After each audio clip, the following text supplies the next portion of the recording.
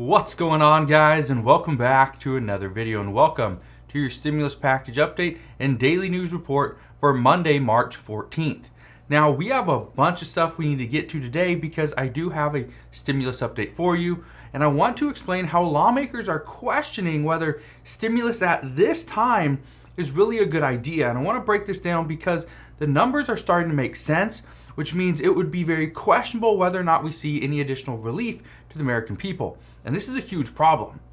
We also got some good news on gas prices. I know that's shocking because, well, the price of gas is shocking, but we do have some small good news. We also got some China news and Russia-Ukraine news as well. So make sure you stick around to the end of this video, and I will update you on what's going on internationally as well. But let's get right into it. And if you could, do me a favor, it takes just 1 second. Go ahead and hit that like button. It really does help out the channel. But here's the good news on gas prices. Gas prices today remain unchanged from yesterday. This is really good news because that is exactly what the American people want. Is if we see elevated gas prices, that's fine if it's temporary. Okay? But the American people, even in multiple polls over this past weekend, have stated what we want to see is gas prices stay level. We need to see consistency and stability.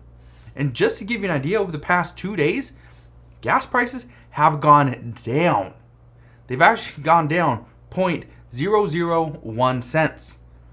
Not a lot. It's not going to break the bank or really put you into a better financial situation, but that's currently where we're at. So this is good news that we are starting to see gas prices, the increase slow down, which means, according to experts, we could have reached the peak of gas prices. My expectation is, did we reach the peak? No.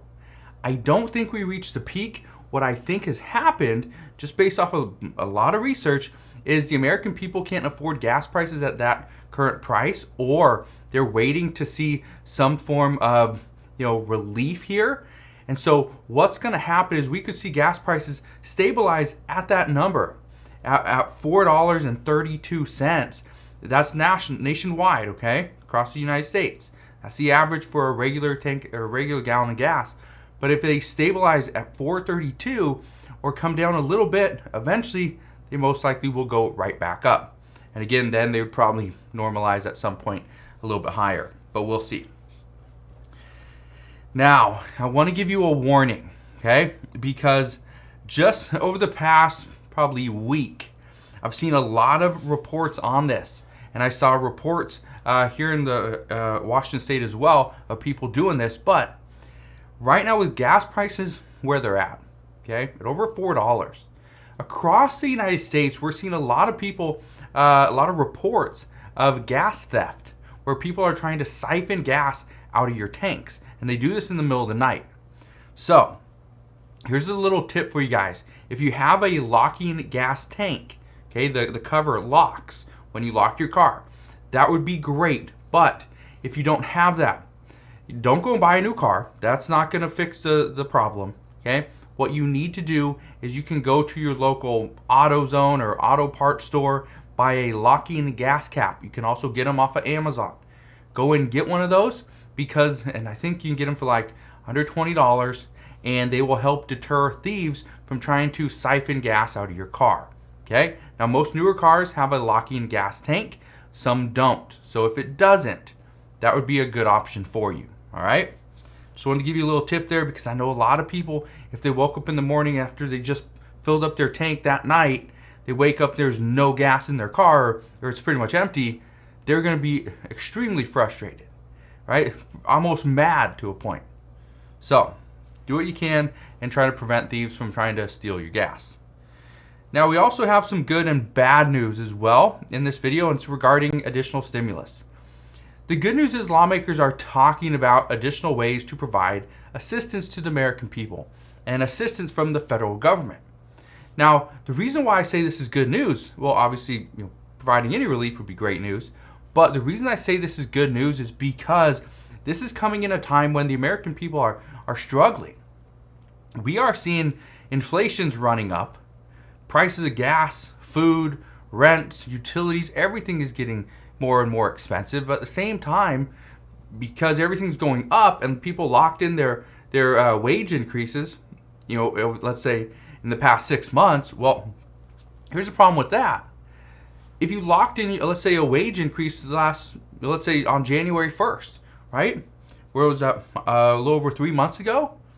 If you locked in or 2 months ago, really, a little over 2 months ago, if you locked in your wage increase, let's say you got an extra $1 per hour, right? Nothing major. Let's say you did that. And then you see all the prices just start skyrocketing. Well, it's very unlikely you're going to get another wage increase. You can't go and ask for a raise with your employer. It's not going to work like that. And so that's the issue now is some people locked in their increase too soon. But here's why I want to address this bad news. Because some say with the healthy labor market, which is really good news, but with the healthy labor market, providing additional stimulus could actually cause our economy to turn downward, as people will stop looking for work, or they will just decide to leave whatever job they currently have in order to live off the relief that they will be getting. And I completely understand this statement. I understand the math, and I want to explain this to you because this is pretty big. But what we are seeing, and again, I question this because now, do I think people are going to leave work for $1,000 in stimulus? No. But again, this isn't a $1,000 stimulus check at a one-time payment. Okay? What we're talking about would be like $1,000 stimulus would be a mix of multiple relief bills. But this could be very tricky, and this is where things get very interesting. Okay? Because one of the most common things that lawmakers are pushing for, and this is mostly Democrats. There's some Republicans that think this is a good idea as well. Okay? I think the child tax credit payments is kind of where these discussions are going. But I want to break down the math because here's what we know.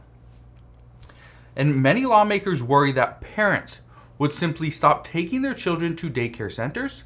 They would instead raise the child at home with them by themselves, right? Or with their other children. Now, what the child tax credit payment would do. Now again, if there's a stipulation that parents have to be working, this is where this blows this whole thing up because that's not what Democrats want. But here's what I can tell you.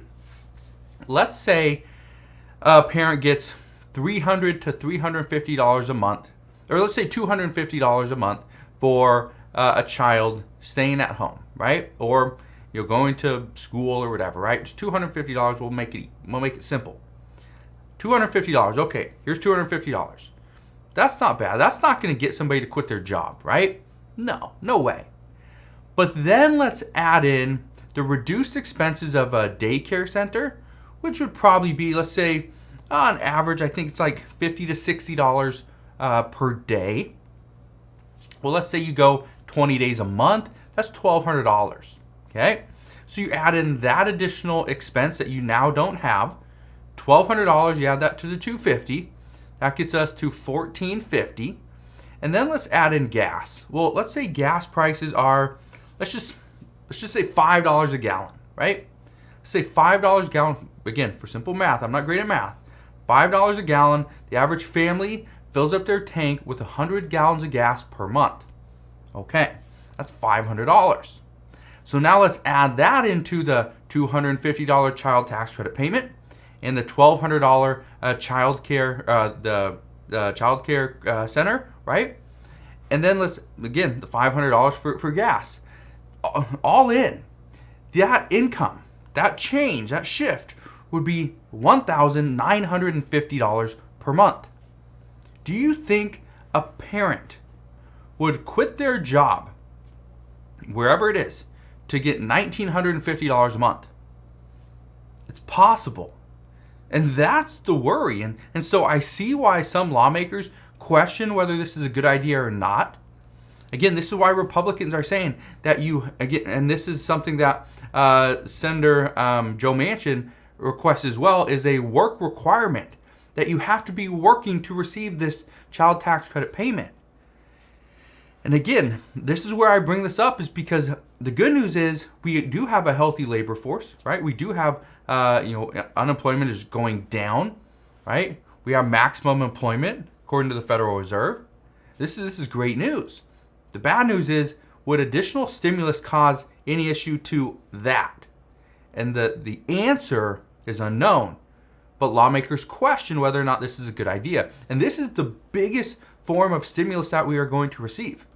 A stimulus check is highly unlikely. Still possible, it's highly unlikely. And that's the reason why I want to bring this to your attention, because even the student loan forgiveness, just to give you an idea, that is another thing that, you have to be working in order to receive this forgiveness, right? Because some people that aren't working can't really pay, but yet we're going to forgive their loan. Does that make sense? And so again, this is where lawmakers are coming back and thinking, we gotta make sure that we provide for the American people, but at the same time, we can't hurt our economy in the process. And so these are where these discussions are headed. And I just want to give you, just be transparent here, that this might not be great news for those that are honestly just hoping, praying that they get the child tax credit payment or they get student debt forgiveness, because those are the things that are heavily weighted right now, and they're trying to figure out, is this possible without hurting the overall economy? So again, as soon as we know more information on that, I promise I will bring that the news to you as soon as possible. But let's get to some more international COVID news as well. I addressed this the other day, but China is now seeing its biggest surge in COVID cases since the original outbreak in 2020. China is now mandating that a few major cities lock down, which will push close to 30 million people back into their homes for the next week. Schools are shutting down, right? You can't go to grocery stores unless you absolutely need to, right? Companies are closing. Manufacturing plants are closing. Just to give you an idea, these lockdowns are heavily going to impact U.S. companies like Apple, Intel, and Toyota. Major companies. And according to a Shanghai epidemiologist, they say most of these cases are from stealth Omicron. That's pretty significant. Now, I received a bunch of comments on the channel over the past day or so, but mainly over the past couple of weeks, is would the United States follow China in going back into lockdowns? And I understand this question. I've answered it multiple times here on this channel, but let's be more clear and specific with the current events that are happening. And I can tell you with almost 100% certainty that the United States will not go back into lockdown unless we see something more severe than COVID. Unless it's a new pandemic where the current vaccinations are not working. Masks do not help, right? Because along with many other countries, the United States has decided that we are going to live with COVID. We're going to find ways to move on with our normal lives the best that we can, and we will have COVID in our daily lives for the foreseeable future. It'll be very much like the flu. And so that's where some health experts say that we're getting closer, but with still over 1,200 daily deaths per day around the United States, we need to be closer to about 165 deaths per day. This would put us on track to be right there with the influenza virus. Okay? So just keep that in mind. And in Russia and Ukraine news, and this is extremely important what's happening here because it pulls in China as well. We've actually learned this morning that Russia has bombed a maternity hospital in Mariupol, and according to President Zelensky's office, a mother and her baby did end up dying, and more than 2,500 deaths have occurred in the southern city just recently. Many have seen, and you've probably seen pictures or videos, and they are horrific. I'm not going to show them here for obvious reasons, but I have seen a bunch, and there's just bodies laying around the city, and it's scary, it's troubling. But we also learned that Russia is actually running out of equipment just 3 weeks into the war with Ukraine. And because of this and their massive miscalculations, they've actually asked China for additional help. It's actually because of this that the U.S. and Chinese officials started talks in person over in Rome.